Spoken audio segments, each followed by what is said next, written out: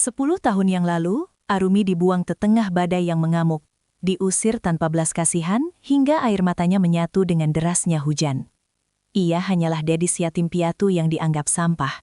Namun kini takdir berputar dengan sangat mengerikan bagi mereka yang pernah menzaliminya.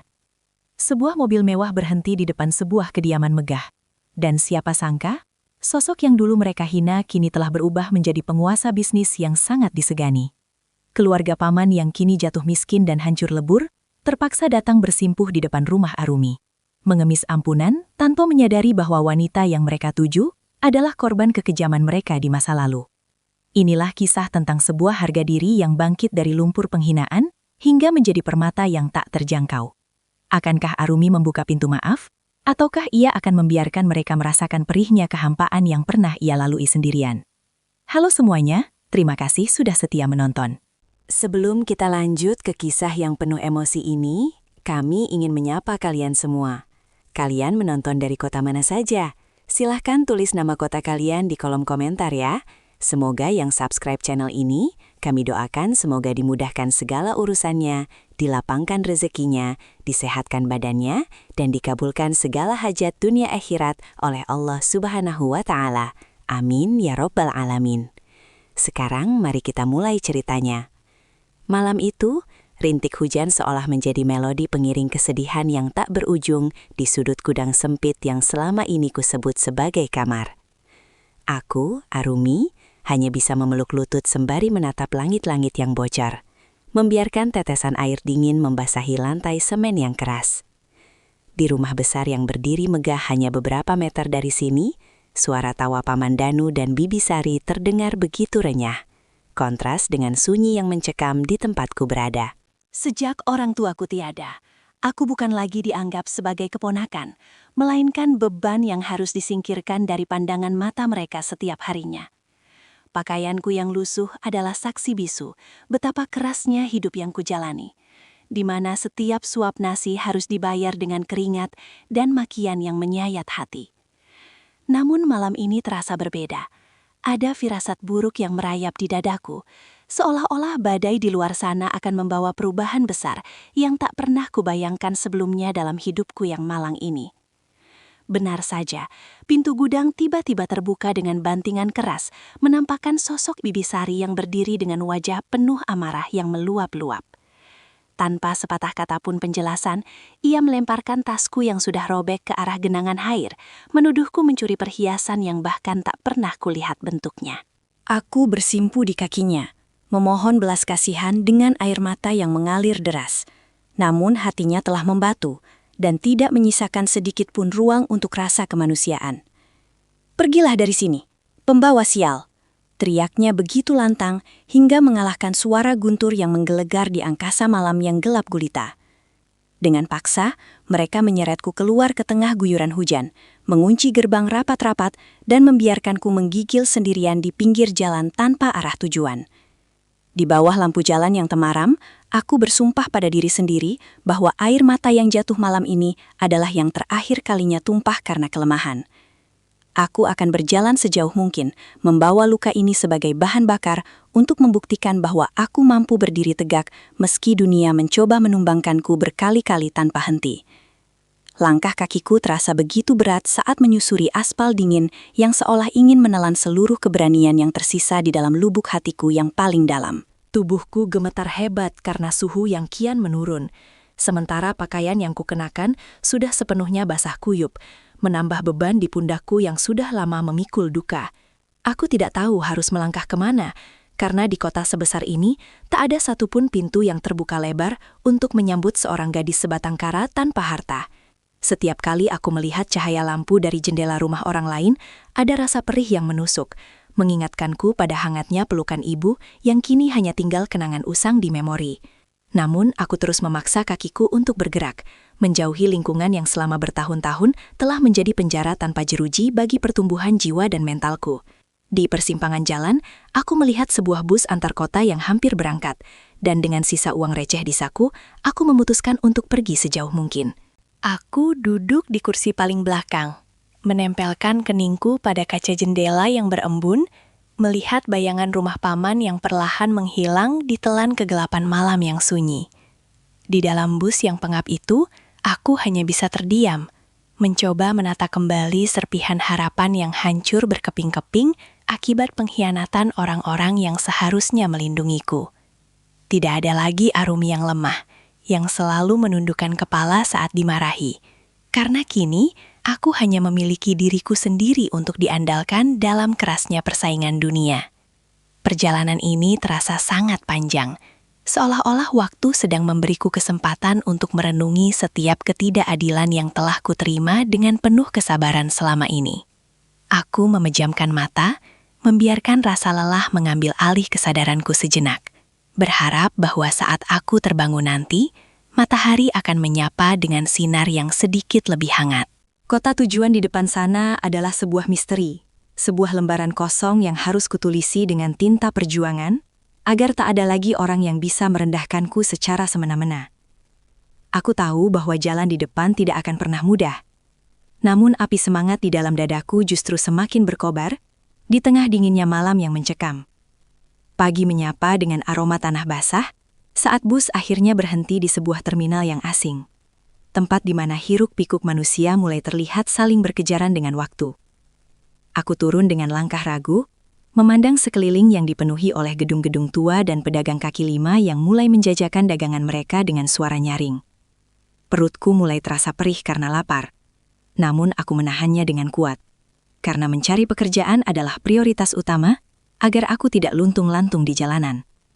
Aku berjalan menyusuri trotoar, memerhatikan setiap toko yang mungkin membutuhkan bantuan tenaga kerja, hingga mataku tertuju pada sebuah kedai jahit kecil di pojok jalan. Di sana, seorang wanita lanjut usia yang terlihat sangat anggun, meski rambutnya sudah memutih, sedang kesulitan merapikan tumpukan kain yang berserakan di meja kerjanya. Tanpa pikir panjang, aku memberanikan diri masuk dan menawarkan bantuan untuk merapikan kain-kain tersebut tanpa meminta imbalan apapun di awal pembicaraan kami. Wanita itu, yang kemudian kukenal dengan nama Nenek Lastri, menatapku dengan tatapan yang sangat dalam, seolah-olah ia bisa membaca seluruh penderitaan yang tersimpan di mataku. Ia tersenyum tipis, lalu memberikan segelas air hangat dan sepotong roti yang terasa seperti makanan paling nikmat yang pernah kukecap sepanjang hidupku. Nenek Lastri tidak banyak bertanya. Ia hanya memintaku untuk membantunya menjahit beberapa kancing baju yang terlepas. Sebuah tugas sederhana yang kukerjakan dengan penuh ketelitian dan kesungguhan. Ternyata hasil kerjaku membuatnya terkesan, dan ia menawarkan sebuah ruang kecil di loteng kedainya sebagai tempat tinggalku sementara waktu sebagai imbalan bantuan. Ini adalah keajaiban pertama yang kuterima, sebuah titik terang yang muncul tepat saat aku merasa dunia sudah tidak lagi memiliki ruang bagi keberadaanku. Aku berjanji dalam hati untuk bekerja sekeras mungkin, belajar setiap teknik menjahit dari Nenek Lastri, dan mengubah kesempatan ini menjadi tangga menuju kesuksesan. Di tempat ini, aku mulai belajar bahwa kebaikan tidak selalu datang dari kerabat dekat, melainkan seringkali muncul dari orang asing yang memiliki hati emas. Masa laluku yang pahit mulai tersimpan rapat di laci kenangan, karena fokusku sekarang adalah membangun fondasi masa depan yang kokoh di atas kaki sendiri. Bulan demi bulan berganti, dan tanganku yang dulunya kasar karena mencuci piring, kini mulai terbiasa dengan kehalusan benang serta tajamnya jarum jahit yang bergerak lincah. Nenek Lastri bukan hanya sekadar majikan, ia menjadi guru dan mentor yang dengan sabar mengajarkanku bagaimana cara memadukan warna serta menciptakan pola pakaian yang unik. Aku menghabiskan waktu hingga larut malam untuk bereksperimen, menciptakan desain-desain sederhana yang ternyata sangat diminati oleh para pelanggan tetap yang sering berkunjung ke kedai kami. Setiap keping uang yang kuhasilkan, kusimpan dengan sangat hati-hati, karena aku memiliki impian besar untuk memiliki label pakaian sendiri yang dikenal oleh banyak orang suatu hari nanti. Rutinitasku berubah total, dari seorang gadis yang selalu ketakutan, menjadi wanita muda yang mulai memiliki rasa percaya diri yang tumbuh secara perlahan namun pasti. Namun, ujian datang ketika Nenek Lastri jatuh sakit dan tidak bisa lagi mengurus kedai, membuat seluruh tanggung jawab pengelolaan usaha jatuh sepenuhnya ke pundakku yang masih hijau. Pelanggan mulai meragukan kemampuanku, beberapa bahkan membatalkan pesanan karena menganggap aku terlalu muda dan belum berpengalaman dalam menangani kain-kain mahal mereka. Aku tidak menyerah begitu saja, melainkan membuktikan kualitas kerjaku dengan memberikan sentuhan modern pada setiap pakaian, yang akhirnya justru membawa lebih banyak pelanggan baru. Aku menyadari bahwa ini adalah pemicu yang memaksa aku untuk keluar dari zona nyaman dan benar-benar bertindak sebagai seorang pemimpin bagi diriku sendiri. Malam-malamku diisi dengan sketsa-sketsa baru, di mana setiap goresan pensil adalah doa yang kupanjatkan agar nasibku benar-benar berubah dari masa lalu yang kelam. Keadaan ekonomi yang sulit justru membentuk mentalku menjadi baja, mengajarkanku bahwa setiap kesulitan adalah peluang tersembunyi bagi mereka yang mau berusaha tanpa mengenal kata lelah. Aku mulai memasarkan hasil jahitanku secara lebih luas, menitipkannya di pasar-pasar lokal hingga perlahan-lahan nama Arumi mulai dikenal oleh kalangan pecinta busana di kota kecil ini. Nenek Lastri yang melihat perkembanganku dari tempat tidur hanya bisa tersenyum bangga, memberikan restu yang menjadi modal berharga bagiku untuk melangkah lebih jauh lagi. Konflik batin tentang masa lalu mulai memudar, digantikan oleh semangat untuk terus berinovasi dan membuktikan bahwa anak yang dulu terusir bisa menjadi seseorang yang berarti. Keputusanku untuk mengambil resiko besar muncul ketika seorang pengusaha kain grosir menawarkan kerjasama untuk memproduksi pakaian dalam jumlah massal guna memenuhi kebutuhan pasar. Aku tahu ini adalah tanggung jawab yang sangat besar, namun aku tidak boleh ragu jika ingin benar-benar merubah garis takdir yang selama ini terasa begitu menyesakan. Dengan modal tabungan yang kukumpulkan dengan susah payah dan tambahan pinjaman dari Nenek Lastri yang sangat mempercayaiku, aku menyewa sebuah ruko kecil di pusat kota. Aku mulai merekrut beberapa orang tetangga sekitar yang membutuhkan pekerjaan, mengajari mereka teknik menjahit yang efisien agar standar kualitas yang kuinginkan tetap terjaga dengan baik. Setiap hari, aku bekerja hampir 18 jam, memastikan setiap detail jahitan sempurna tanpa ada satupun cacat yang bisa mengecewakan para pembeli nantinya. Kelelahan fisik bukan lagi halangan, karena rasa takut akan kemiskinan dan penghinaan masa lalu jauh lebih mengerikan dibandingkan dengan rasa pegal di seluruh tubuh. Namun, tantangan baru muncul ketika pesaing bisnis mulai merasa terancam dengan kehadiran usahaku yang berkembang sangat pesat dalam waktu singkat ini. Mereka mencoba menyebarkan berita bohong tentang kualitas kain yang kugunakan, berusaha menjatuhkan reputasi yang telah kubangun dengan penuh tetesan air mata dan keringat. Aku tidak menanggapi fitnah tersebut dengan kemarahan, melainkan dengan pembuktian nyata melalui pameran busana sederhana yang kuadakan di depan ruko setiap akhir pekan. Keberanianku untuk tampil di depan publik mulai menarik perhatian banyak orang, termasuk beberapa jurnalis lokal yang tertarik dengan kisah perjuanganku sebagai seorang penjahit muda. Pemicu konflik eksternal ini justru membuat namaku semakin melambung, karena kejujuran dan dedikasiku terlihat jelas dari setiap karya yang terpajang di etalase toko. Aku mulai menyadari bahwa hidup adalah tentang bagaimana kita merespons badai, bukan tentang bagaimana kita menunggu badai tersebut berlalu dari hadapan kita. Keyakinanku semakin kuat bahwa jalan yang kupilih sudah benar, meskipun bayang-bayang kegagalan terkadang masih suka menghantui di kala sepi melanda jiwa. Aku harus terus berlari, mengejar impian yang dulu hanya berani kulihat dalam tidur singkatku, di gudang yang dingin dan penuh debu. Nama Arumi Butik akhirnya resmi terdaftar, dan ini menjadi tonggak sejarah baru dalam transformasiku dari seorang pelayan rumah tangga menjadi seorang pengusaha yang disegani. Aku mulai belajar tentang manajemen bisnis, pemasaran digital, dan bagaimana cara memperluas jaringan distribusi hingga keluar kota, yang semuanya kupelajari secara autodidak. Nenek Lastri yang kondisinya mulai membaik memberikan nasihat-nasihat bijak tentang pentingnya menjaga integritas di tengah godaan dunia usaha yang terkadang sangat menyesatkan ini.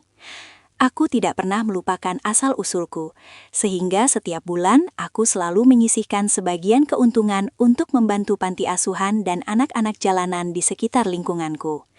Kesuksesan finansial mulai kurasakan, namun aku tetap hidup sederhana karena bagiku, kemewahan sejati adalah ketenangan batin dan kemampuan untuk memberi manfaat bagi sesama manusia. Namun kesibukanku yang luar biasa terkadang membuatku merasa hampa, merindukan kehangatan keluarga yang sebenarnya, meski aku tahu itu adalah hal yang mustahil didapatkan. Aku sering bertanya-tanya, apa yang sedang dilakukan oleh Paman Danu dan Bibi Sari sekarang? Apakah mereka masih tetap angkuh seperti 10 tahun yang lalu? Rasa sakit hati itu masih ada, namun ia tidak lagi tajam menusuk, melainkan hanya menjadi pengingat tentang seberapa jauh aku telah melangkah meninggalkan mereka. Suatu hari, aku menerima undangan untuk menghadiri pertemuan pengusaha besar di ibu kota, sebuah kesempatan emas untuk memperkenalkan produkku ke tingkat nasional yang lebih bergengsi. Aku mempersiapkan segala sesuatunya dengan matang, termasuk mental untuk bertemu dengan orang-orang dari masa lalu yang mungkin juga akan hadir di sana. Transformasiku sudah lengkap. Kini aku bukan lagi Arumi yang bisa diusir dengan air mata, melainkan Arumi yang berdiri kokoh dengan martabat yang tinggi. Pakaian yang kukenakan dalam acara tersebut adalah desain terbaikku, sebuah simbol kemenangan atas segala penindasan yang pernah kuterima tanpa perlawanan di masa remaja. Aku melangkah masuk ke ruangan megah itu dengan kepala tegak, memancarkan aura kepercayaan diri yang membuat banyak orang menoleh karena penasaran dengan sosok pengusaha baru ini. Inilah awal dari babak baru, di mana dunia akan mulai melihat hasil dari kesabaran yang selama ini kupupuk dengan penuh ketulusan dan doa. Di sela-sela kesibukan acara besar tersebut, aku tidak sengaja mendengar percakapan beberapa pengusaha tentang sebuah keluarga yang baru saja mengalami kebangkrutan tragis akibat investasi bodong. Jantungku berdegup kencang ketika mereka menyebut nama perusahaan Paman Danu. Sebuah nama yang sudah sangat lama ingin kuhapus dari ingatan jangka panjangku ini. Ternyata, selama 10 tahun aku berjuang membangun hidup, mereka justru terlena dengan kekayaan dan mulai melakukan cara-cara tidak jujur untuk melipat gandakan harta mereka secara instan. Kabar ini membukakan rahasia bahwa kejayaan yang dulu mereka banggakan di depanku hanyalah istana pasir yang kini tersapu oleh ombak keserakahan mereka sendiri.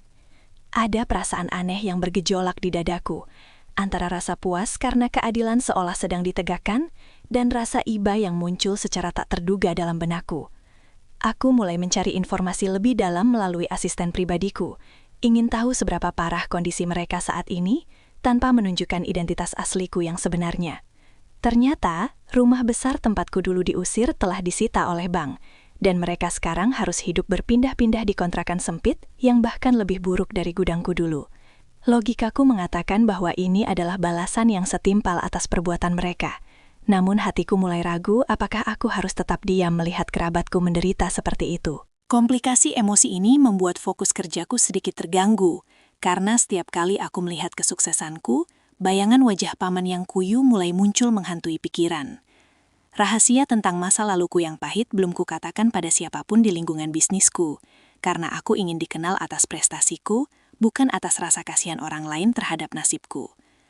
Aku mulai terjepit di antara dua pilihan sulit, tetap menjadi orang asing yang sukses, atau muncul kembali ke kehidupan mereka dengan membawa perubahan yang mungkin akan sangat mengejutkan.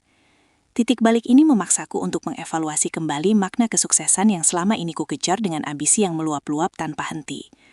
Apakah aku sudah benar-benar memaafkan mereka, ataukah aku hanya menyembunyikan dendam di balik topeng keberhasilan yang gemerlap ini? Pertanyaan itu terus berputar di kepala, menuntut sebuah jawaban yang jujur dari nurani yang terdalam, sementara dunia luar terus menyanjungku sebagai inspirasi bagi banyak orang.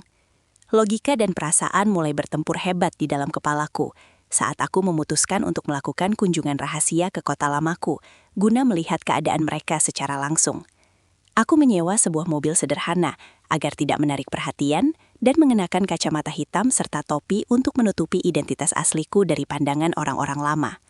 Sesampainya di depan rumah yang dulu begitu megah, aku melihat papan disita terpampang nyata dengan garis kuning kepolisian yang melintang di gerbang utama yang sudah berkarat. Hatiku mencelos melihat pemandangan itu, mengingat betapa Bibi Sari dulu sangat memuja keindahan rumah ini, lebih dari apapun, bahkan lebih dari harga diriku sendiri. Aku mendapat kabar bahwa mereka kini tinggal di sebuah pemukiman kumuh di pinggiran kota, tempat yang dulu sering mereka ejek sebagai tempat tinggal orang-orang kelas bawah. Aku mengarahkan mobil ke sana, melewati gang-gang sempit yang penuh dengan sampah dan aroma yang tidak sedap. Sangat kontras dengan kenyamanan hidupku saat ini. Dari kejauhan, aku melihat Paman Danu yang tampak jauh lebih tua, sedang duduk di depan sebuah gubuk kayu, sembari melamun menatap jalanan yang becek. Pakaiannya tampak kusam, tubuhnya terlihat kurus, dan tidak ada lagi sisa-sisa kesombongan yang dulu selalu ia tunjukkan saat menghinaku habis-habisan di hadapan tamu. Ada keinginan kuat untuk keluar dari mobil dan memberikan bantuan saat itu juga. Namun logika memperingatkanku tentang betapa sakitnya luka yang mereka torehkan 10 tahun lalu. Keraguan menyelimuti diriku, membuatku hanya bisa terpaku di dalam mobil selama berjam-jam tanpa melakukan tindakan apapun yang berarti bagi mereka. Apakah ini saat yang tepat untuk menunjukkan siapa aku sebenarnya? Ataukah aku hanya akan menambah beban penderitaan mereka dengan rasa malu yang mendalam? Titik balik ini menjadi sangat rumit, karena aku menyadari bahwa dendam ternyata tidak memberikan kepuasan yang kubayangkan sebelumnya, justru hanya membawa beban baru. Aku kembali ke hotel dengan perasaan yang lebih kacau daripada saat aku berangkat, merasa bahwa takdir sedang mempermainkanku dalam sebuah skenario yang sangat ironis.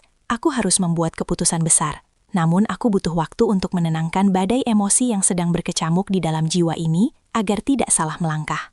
Rencana untuk tetap merahasiakan identitasku gagal total ketika salah satu asistenku salah memberikan jadwal pertemuan dengan calon pemasok bahan kain baru untuk perusahaanku. Tanpa ku ketahui, Paman Danu yang kini bekerja serabutan untuk sebuah gudang tekstil kecil, ditugaskan untuk mengantarkan sampel kain ke kantorku yang mewah di pusat kota. Aku sedang berdiri di lobi kantor, sedang berbicara dengan beberapa tamu penting, ketika kulihat sosok pria tua yang sangat kukenal itu masuk dengan membawa beban berat di pundaknya. Langkahnya gontai, matanya tertunduk lesu, dan ia tampak sangat segan saat berhadapan dengan petugas keamanan yang menanyakan tujuannya datang ke tempat ini. Saat ia mengangkat kepalanya untuk mencari arah, pandangan kami bertemu, dan untuk sesaat, waktu seolah berhenti berputar di ruangan yang luas dan dingin itu. Aku bisa melihat keterkejutan yang luar biasa di matanya. Sebuah pengakuan yang bercampur dengan rasa tidak percaya bahwa gadis kecil yang diusirnya dulu, kini berdiri di depannya sebagai pemilik perusahaan ini. Ia menjatuhkan sampel kain yang dibawanya, tangannya gemetar hebat, dan bibirnya tampak keluh untuk mengucapkan sepatah kata pun untuk menyapaku atau menjelaskan kehadirannya. Aku merasa sebuah beban besar menekan dadaku, membuat napasku terasa sesak karena memori tentang malam hujan itu kembali berputar, seperti film lama di benakku. Orang-orang di sekitarku mulai memperhatikan keheningan yang canggung ini, namun aku tidak peduli, karena duniaku saat ini hanya terfokus pada pria yang dulu kuhormati, namun kemudian menghancurkanku. Paman Danu mencoba mundur perlahan, tampak ingin melarikan diri dari kenyataan pahit bahwa ia sekarang berdiri di hadapan seseorang yang dulu ia anggap tidak berguna sama sekali. Namun, aku memberikan isyarat pada asistenku untuk membawanya ke ruang pribadiku. Sebuah keputusan yang diambil oleh logika, meski hatiku terus berteriak untuk menjauh darinya. Ini adalah komplikasi yang tidak pernah kuprediksi, sebuah konfrontasi yang terlalu dini, namun harus dihadapi dengan segala konsekuensi yang mungkin akan terjadi setelah ini. Di dalam ruanganku yang mewah, keheningan terasa begitu pekat. Hanya suara detak jam dinding yang menemani pergulatan batin antara kemarahan dan rasa iba yang tak tertahankan. Di dalam ruang kerja yang kedap suara itu, Paman Danu hanya bisa menunduk, tak berani menatap mataku yang kini menatapnya dengan campuran perasaan yang sulit untuk didefinisikan secara sederhana. Ia mulai bercerita dengan suara yang parau, tentang bagaimana hidup mereka hancur, tentang Bibi Sari yang sakit-sakitan, dan tentang sepupuku yang kini entah kemana setelah membawa lari sisa harta mereka. Rahasia demi rahasia terungkap, bahwa sebenarnya mereka dulu merasa iri pada bakat dan kebaikan hati orang tuaku, sehingga mereka melampiaskan kebencian itu kepadaku, sebagai cara untuk membalas rasa rendah diri mereka sendiri. Mendengar pengakuan itu, logikaku berkata bahwa mereka pantas menerima semua ini, sebagai bentuk pembersihan dosa atas segala kekejaman yang telah mereka lakukan di masa lalu. Namun, melihat air mata yang menetes di pipinya yang keriput, hatiku mulai goyah, mengingat kembali pesan ibuku tentang pentingnya menjadi orang yang pemaaf dalam keadaan apapun. Aku teringat bagaimana Nenek Lastri mendidikku untuk menjadi manusia yang lebih besar dari masalahku, dan bahwa kesuksesan yang sejati bukan terletak pada seberapa banyak harta yang kita miliki, tapi pada seberapa luas kita bisa memberi pengampunan. Dilema ini sungguh menyiksaku, karena di satu sisi aku ingin mereka merasakan perihnya menjadi orang miskin seperti yang pernah kualami. Namun di sisi lain, aku tidak ingin menjadi jahat seperti mereka. Aku memberikan selembar cek dengan nominal yang cukup besar, namun bukan sebagai pemberian cuma-cuma, melainkan sebagai pinjaman yang harus ia kembalikan dengan cara bekerja di gudangku sebagai pengawas.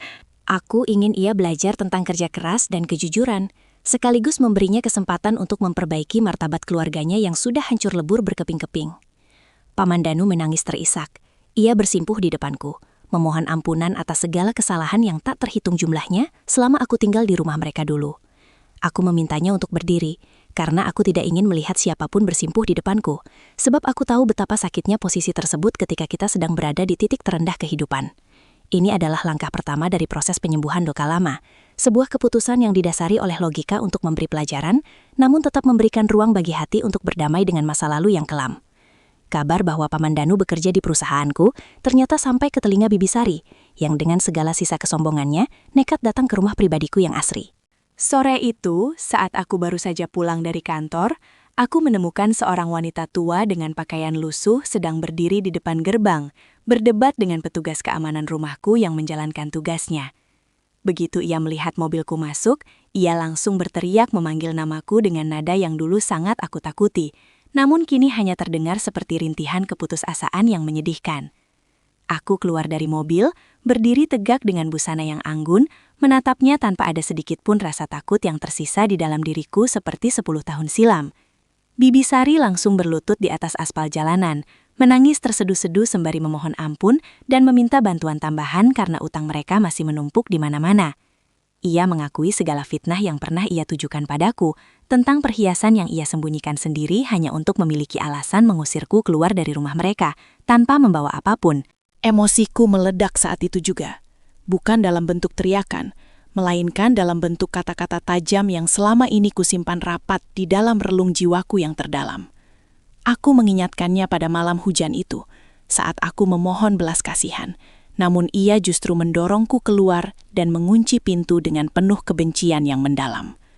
Konfrontasi ini menjadi sangat dramatis, karena para tetangga mulai memperhatikan dari kejauhan, menyaksikan bagaimana roda kehidupan telah berputar dengan begitu adilnya bagi kami berdua. Aku merasa pilihan sulit harus segera dibuat. Apakah aku akan membiarkannya terus memohon di depan rumahku sebagai bentuk pembalasan dendam yang sempurna, ataukah aku akan menghentikan tontonan ini dengan cara yang lebih bermartabat? Amarahku bergejolak, membayangkan bertahun-tahun masa remajaku yang hilang karena kekejamannya. Namun di sisi lain, aku melihat seorang wanita yang sudah hancur secara lahir dan batin. Pilihan ini akan menentukan apakah aku benar-benar sudah menjadi manusia baru yang lebih baik, ataukah aku hanyalah cerminan dari mereka yang kini sedang mengemis di bawah kakiku. Langit mulai mendung, seolah ingin mengulang suasana malam pengusiran itu, namun kali ini akulah yang memegang kendali atas situasi yang sedang terjadi di depan mataku ini. Melihat Bibi Sari yang terus meratap di depan gerbang rumahku membuat hatiku terasa seperti sedang diremas oleh tangan raksasa yang tidak terlihat, namun sangat kuat tekanannya. Aku menyuruh petugas keamanan untuk membantunya berdiri dan membawanya masuk ke teras rumah, karena aku tidak ingin menjadi pusat perhatian negatif dari lingkungan sekitarku yang tenang.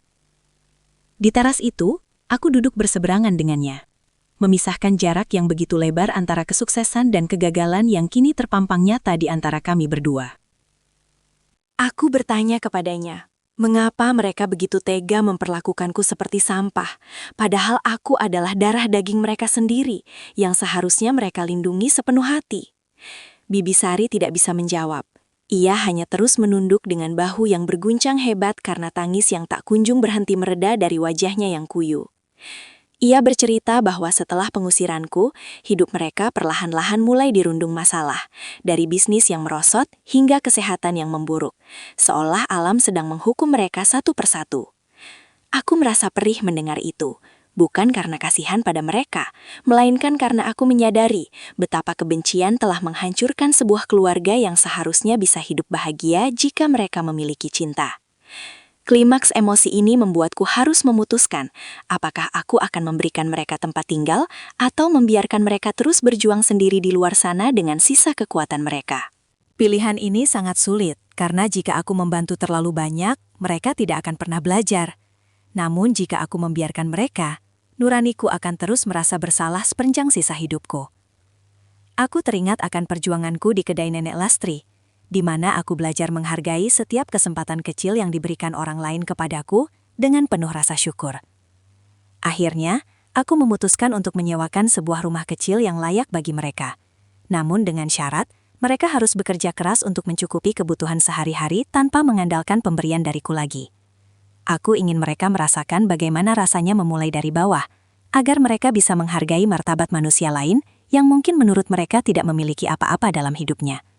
Keputusan ini membuat Bibi Sari kembali menangis, namun kali ini adalah tangis haru, karena ia tidak menyangka aku masih memiliki sedikit pun ruang maaf setelah apa yang ia lakukan padaku. Setelah kejadian di depan rumah itu, aku mulai memberikan tanggung jawab kepada Paman Danu di perusahaan. Namun, aku tetap menjauhkan diri secara emosional dari mereka untuk sementara waktu. Aku ingin melihat apakah perubahan sikap mereka itu tulus, ataukah hanya karena mereka butuh bantuan finansial dari posisiku yang sekarang sudah sangat mapan ini. Ternyata, ujian kesabaran belum berakhir, karena sepupuku yang dulu memfitnahku tiba-tiba muncul dan mencoba memanfaatkan namaku untuk kepentingan pribadinya yang egois. Ia menyatani kantorku dengan gaya yang masih sombong, seolah-olah tidak terjadi apa-apa, dan menuntut posisi manajer hanya karena kami adalah keluarga dekat yang memiliki hubungan darah. Konfrontasi besar kembali terjadi di ruang rapat, di mana aku harus menunjukkan ketegasan di depan stafku bahwa di perusahaanku tidak ada tempat bagi nepotisme atau sikap tidak profesional.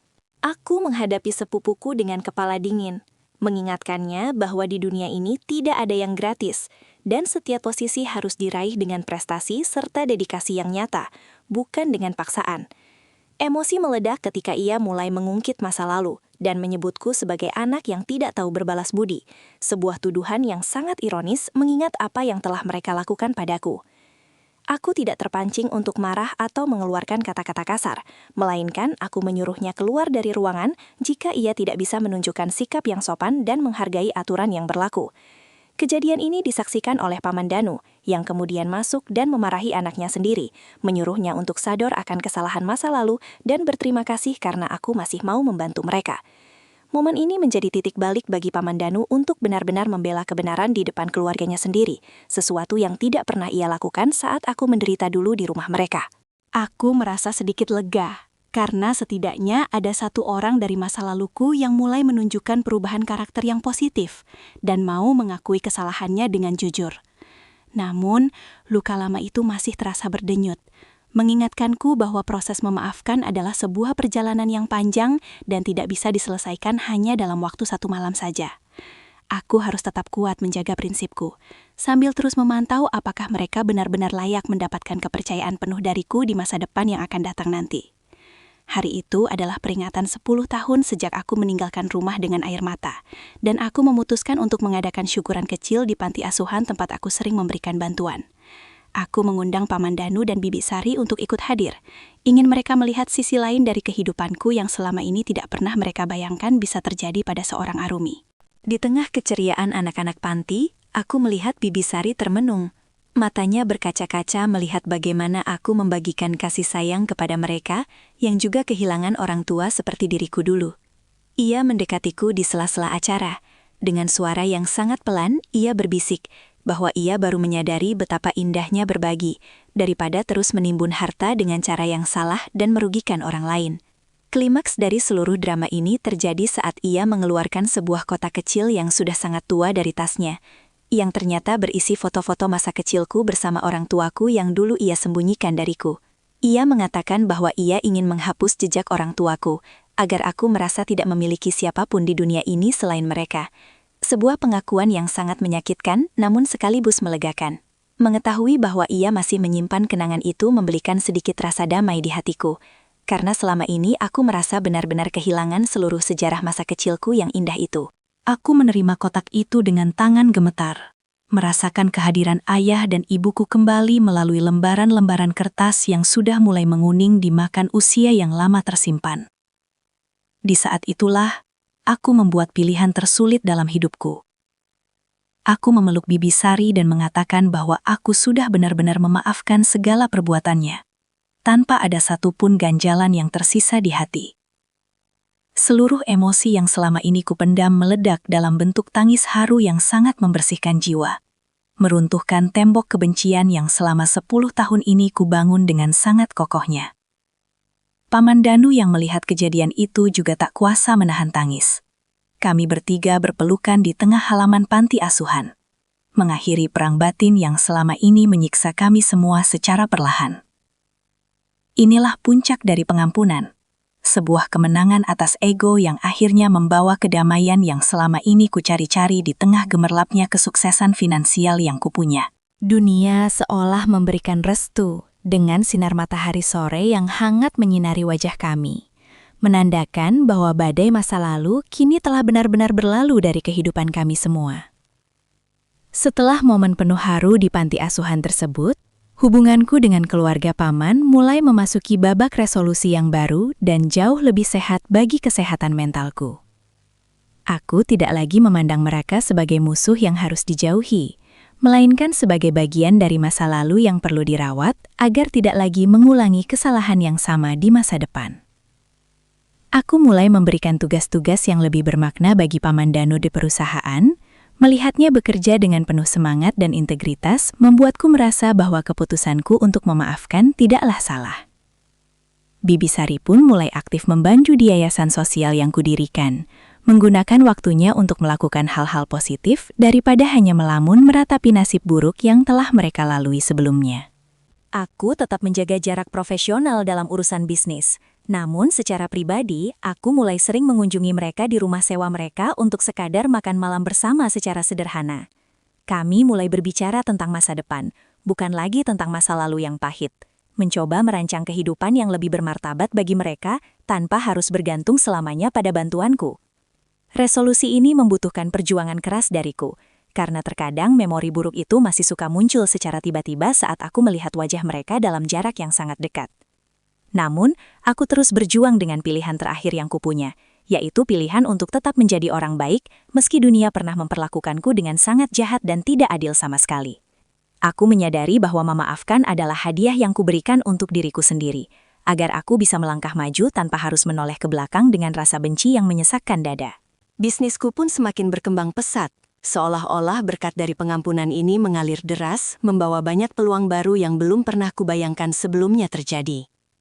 Aku mulai merencanakan untuk memperluas butikku ke luar negeri, membawa nama Arumi sebagai simbol keteguhan hati seorang wanita yang mampu bangkit dari keterpurukan yang sangat dalam.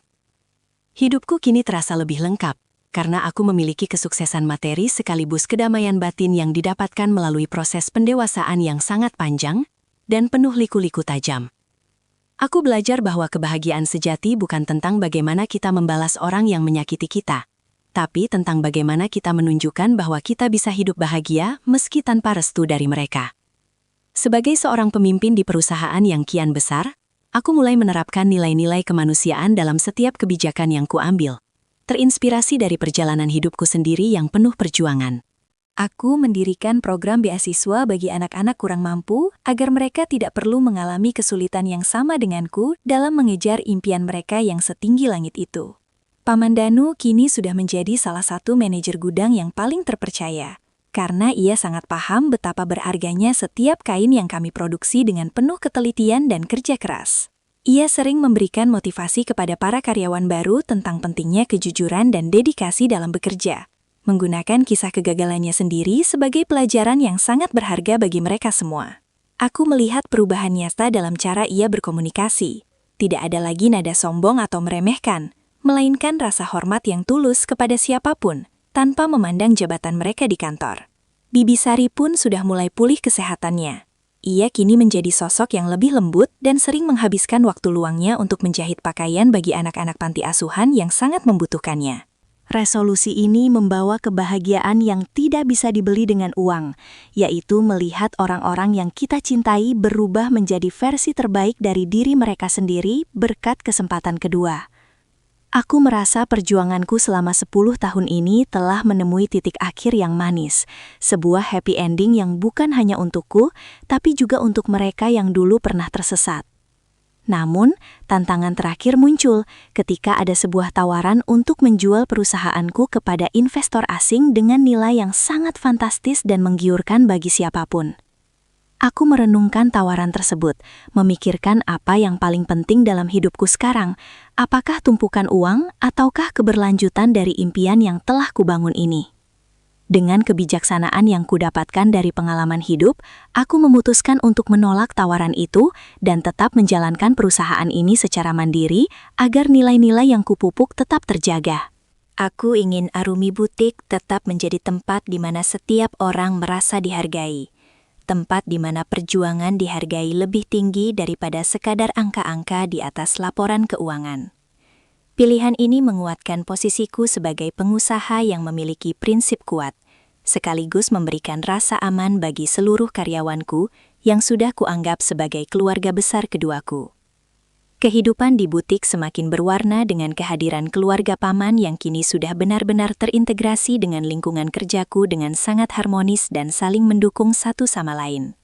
Kami sering mengadakan acara kumpul bersama setiap akhir pekan, di mana kami berbagi cerita tentang hal-hal kecil yang membuat kami tersenyum dan melupakan sejenak beban pekerjaan yang menumpuk.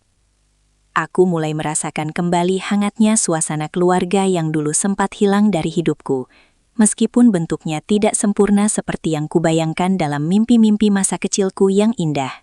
Paman Danu dan Bibi Sari kini sudah menetap di sebuah rumah sederhana namun nyaman yang mereka beli dengan hasil jerih payah mereka sendiri selama bekerja di perusahaanku selama beberapa tahun ini. Mereka menolak pemberian rumah mewah dariku karena mereka ingin membuktikan bahwa mereka bisa mandiri dan menghargai nilai dari sebuah kerja keras yang jujur dan konsisten dalam hidup. Kebanggaan terpancar dari wajah mereka saat mereka pertama kali menempati rumah baru itu. Sebuah pencapaian yang jauh lebih bermakna bagi mereka dibandingkan harta yang mereka dapatkan dulu dengan cara tidak benar. Aku merasa resolusi ini sudah mencapai puncaknya, di mana setiap pihak telah menemukan peran masing-masing dalam menciptakan harmoni yang indah dan menenangkan bagi jiwa-jiwa yang pernah terluka. Kebahagiaan sejati ternyata adalah ketika kita bisa melihat orang lain tumbuh dan berkembang menjadi lebih baik karena kehadiran kita di dalam kehidupan mereka yang sebelumnya gelap. Aku sering duduk di taman belakang rumahku, menatap bintang-bintang sembari berterima kasih pada Tuhan atas segala skenario yang telah disusun sedemikian rupa untuk mendewasakanku dengan sangat luar biasa. Tidak ada lagi rasa dendam, tidak ada lagi rasa pahit. Yang tersisa hanyalah rasa syukur yang meluap-luap atas setiap detik perjalanan yang telah kulalui dengan penuh keberanian ini. Aku menyadari bahwa happy ending bukan berarti semua masalah hilang, melainkan kemampuan kita untuk menghadapi setiap masalah dengan hati yang tenang dan penuh dengan cinta yang tulus. Dengan pilihan terakhir yang kupunya, aku memilih untuk terus menjadi lentera bagi orang lain, memastikan bahwa cahaya yang kumiliki bisa menerangi jalan bagi mereka yang saat ini masih terjebak dalam kegelapan. Harmoni ini adalah hasil dari perjuangan keras melawan ego dan kemarahan. Sebuah kemenangan yang jauh lebih manis daripada kesuksesan bisnis manapun yang pernah kuraih sebelumnya. Memasuki babak akhir dari perjalanan panjang ini, aku menyadari bahwa apa yang telah kulalui bukan hanya tentang diriku sendiri, melainkan tentang warisan nilai yang ingin kutinggalkan bagi generasi mendatang. Aku mulai menulis sebuah buku autobiografi, menceritakan setiap detail perjuanganku dari gudang dingin hingga menjadi pemilik gedung megah, tanpa menutupi satupun kegagalan yang pernah kualami. Penutup dari cerita ini dimulai dengan kesadaran bahwa hidup adalah sebuah lingkaran, di mana apa yang kita tanam dengan penuh ketulusan pasti akan kita tuai dengan hasil yang setimpal pula.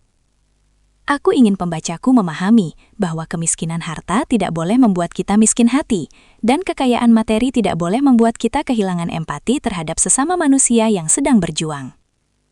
Buku tersebut menjadi sangat populer, memberikan inspirasi bagi banyak pemuda yang merasa putus asa dengan keadaan hidup mereka yang sulit dan penuh dengan tantangan yang berat. Aku sering diundang menjadi pembicara dalam berbagai seminar, di mana aku selalu menekankan pentingnya memaafkan sebagai kunci utama untuk meraih kesuksesan yang sejati dan berkelanjutan dalam jangka panjang. Paman Danu dan Bibi Sari sering mendampingiku dalam beberapa acara, memberikan testimoni tentang bagaimana pengampunan telah mengubah hidup mereka secara total dari dalam keluar secara perlahan namun pasti. Penutup ini menunjukkan bahwa pelajaran hidup yang paling berharga seringkali didapatkan dari pengalaman yang paling menyakitkan dan sulit untuk diterima oleh akal sehat kita sendiri pada awalnya. Kita tidak bisa memilih apa yang terjadi pada kita di masa lalu, namun kita memiliki kendali penuh atas bagaimana kita meresponsnya di masa sekarang untuk menentukan masa depan kita nanti. Kesimpulan dari seluruh perjalanan ini adalah bahwa kebaikan memiliki kekuatan yang jauh lebih besar daripada kebencian untuk mengubah dunia menjadi tempat yang lebih baik bagi kita semua. Aku merasa tugasku untuk membuktikan martabatku sudah selesai. Kini saatnya aku menikmati hasil dari setiap butir keringat dan air mata yang pernah tumpah di masa lalu yang kelam itu. Warisan kebaikan ini adalah harta yang tidak akan pernah habis termakan waktu. Sebuah jejak yang akan terus ada bahkan setelah aku tidak lagi berada di dunia yang penuh fana ini. Suatu sore yang tenang, aku duduk bersama Nenek Lastri yang kini sudah sangat renta, namun tetap memiliki semangat hidup yang luar biasa di kursi goyangnya di teras butik utama. Kami memandangi jalanan kota yang pernah menjadi saksi bisu awal perjuanganku, mengenang kembali saat-saat aku datang dengan pakaian basah kuyup dan hati yang hancur berantakan tanpa harapan. Nenek Lastri memegang tanganku, mengatakan bahwa ia selalu tahu aku adalah berlian yang hanya perlu sedikit diasah oleh kerasnya kehidupan agar bisa bersinar dengan sangat cemerlang. Kata-katanya menyentuh relung hatiku, membuatku menyadari bahwa dukungan dari satu orang baik saja sudah cukup untuk menyelamatkan seseorang dari jurang keputusasaan yang sangat dalam dan gelap. Penutup ini membawa rasa damai yang belum pernah kurasakan sebelumnya. Sebuah perasaan bahwa semuanya sudah berada di tempat yang seharusnya dan berjalan sesuai dengan kehendak semesta yang agung. Aku melihat ke arah gerbang butik, di mana para pelanggan keluar dengan senyum bahagia, mengenakan pakaian hasil karya tanganku dan timku yang luar biasa hebat dedikasinya. Tidak ada lagi bayang-bayang air mata pengusiran, karena kini setiap langkahku di depan rumahku sendiri adalah langkah penuh martabat yang dihormati oleh banyak orang dari berbagai kalangan masyarakat. Pelajaran moral yang kupetik adalah bahwa kesabaran dan kerja keras adalah kombinasi yang tak tertahankan untuk meruntuhkan tembok ketidakmungkinan yang sengaja dibangun oleh orang lain untuk menghalangi jalan kita. Aku juga belajar bahwa memaafkan bukan berarti melupakan, melainkan melepaskan beban emosional yang bisa menghambat pertumbuhan kita menjadi pribadi yang lebih bijaksana dan lebih kuat lagi ke depannya. Hidupku kini bagaikan pelangi setelah badai, yang muncul dengan warna-warna indah untuk mengingatkan bahwa setiap kesulitan pasti memiliki akhir yang membahagiakan jika kita tetap berpegang pada nilai-nilai kebenaran. Aku menutup mataku sejenak, menghirup udara segar sore itu, merasakan kehadiran cinta yang kini mengelilingi hidupku dari segala penjuru arah yang ada di dunia ini secara sangat nyata sekali. Semuanya sudah tersambung dengan sempurna, dari titik terendah hingga mencapai puncak yang tertinggi, membentuk sebuah cerita hidup yang utuh dan penuh dengan makna yang mendalam bagi siapapun. Kini aku berdiri di balkon rumahku, menatap fajar yang perlahan menyingsing di ufuk timur, membawa cahaya baru yang menyapu sisa-sisa kegelapan malam yang dingin. Di depan gerbang rumahku yang dulu menjadi saksi bisu rintihan minta ampun keluarga paman, kini terukir sebuah prasasti kecil bertuliskan, tempat bagi mereka yang ingin memulai kembali. Kalimat itu bukan hanya sekedar hiasan, melainkan sebuah filosofi hidup yang kini kujalani dengan penuh ketulusan hati yang paling dalam. Paman Danu, Bibi Sari, dan sepupuku kini bukan lagi orang asing yang memohon dengan rasa takut, melainkan bagian dari keluarga yang bersama-sama membangun masa depan yang lebih baik. Aku menyadari bahwa pengusiran dengan air mata di masa lalu adalah sebuah anugerah yang menyamar, sebuah cambuk yang memaksaku untuk menemukan kekuatan raksasa yang selama ini terlelap di dalam jiwaku yang lemah. Tanpa kejadian pahit itu, aku mungkin tidak akan pernah mengenal Nenek Lastri, tidak akan pernah belajar menjahit, dan tidak akan pernah menjadi wanita mandiri seperti sekarang ini. Pelajaran moral yang paling kuat dari kisah ini adalah bahwa balas dendam terbaik bukanlah dengan melakukan kejahatan yang sama, melainkan dengan menjadi versi terbaik dari diri kita sendiri dan tetap memberikan kasih sayang, bahkan kepada mereka yang pernah menyakiti kita. Dunia mungkin bisa merampas harta kita, menghancurkan reputasi kita, atau mengusir kita dari rumah. Namun tidak ada satupun kekuatan di bumi ini yang bisa merampas integritas dan kebaikan yang kita tanam di dalam hati. Ketika kita memilih untuk memaafkan, kita sebenarnya sedang membebaskan diri kita sendiri dari penjara masa lalu yang menyesakan dan memberikan ruang bagi keajaiban-keajaiban baru untuk masuk ke dalam hidup kita. Kini, mereka tidak lagi meminta ampun karena takut akan kemiskinan, melainkan karena mereka benar-benar menghargai nilai kemanusiaan yang aku tunjukkan melalui setiap tindakan nyata yang kulakukan untuk mereka. Aku telah memenangkan pertempuran hidup yang paling sulit, yaitu pertempuran melawan rasa benci di dalam dadaku sendiri. Dan hadiahnya adalah kedamaian sejati yang tidak akan pernah bisa tergoyahkan oleh badai apapun di masa depan. Cahaya matahari pagi kini sepenuhnya menyinari bumi, menandakan bahwa setiap luka telah mengering, setiap air mata telah digantikan oleh senyuman, dan setiap doa telah dijawab dengan cara yang paling indah oleh Sang Pencipta yang Maha Adil. Aku menarik napas dalam-dalam, melangkah masuk ke dalam rumah dengan hati yang ringan, siap menyongsong hari baru dengan semangat untuk terus menjadi saluran berkat bagi sebanyak mungkin orang di dunia ini.